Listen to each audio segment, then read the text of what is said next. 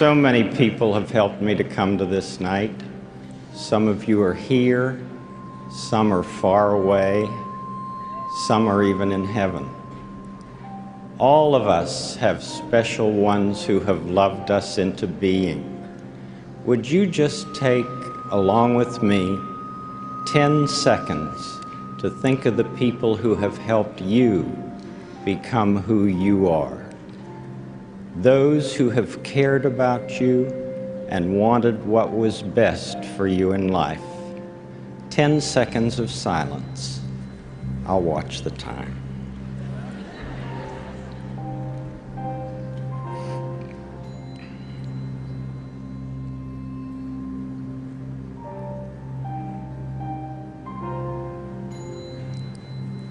Whomever you've been thinking about, how pleased they must be to know the difference you feel they've made.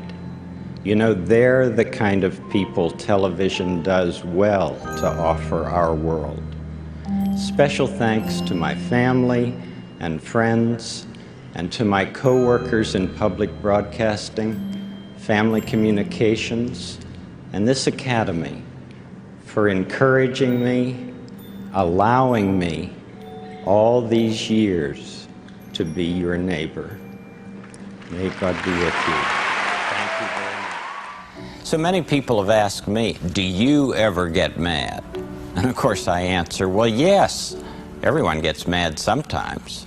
The important thing is what we do with the mad that we feel in life. A few weeks ago, on my way home from a particularly tough day at work, I stopped to see my 2 grandsons.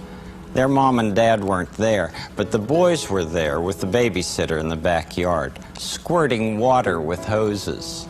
I could see that they were really having fun, but I felt I needed to let them know that I didn't want to be squirted. So I told them so. And little by little, I could feel that the older boy, Alexander, was testing the limit, until finally his hose was squirting very close to where I was standing. I said to him in my harshest voice, "Okay, that's it, Alexander. Turn off the water. You've had it." He did as I told him, said he was sorry, and looked very sad. The more I thought about it, the sadder I got. I realized that Alexander had not squirted me, and that I had stepped into his and his brother's play with a lot of feelings left over from work. So when I got home, I just called Alexander on the phone. I told him I felt awful about my visit with him. And the more I thought about it, the more I realized that I was taking out my anger from work on him. I told him I was really sorry. Do you know how he answered me? He said, "Oh, Bubba," he calls me Bubba.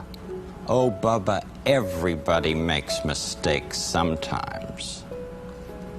I nearly cried. I was so touched by his naturally generous heart. And I realized that if I hadn't called him, I might not have ever received that wonderful gift of Alexander's sweet forgiveness.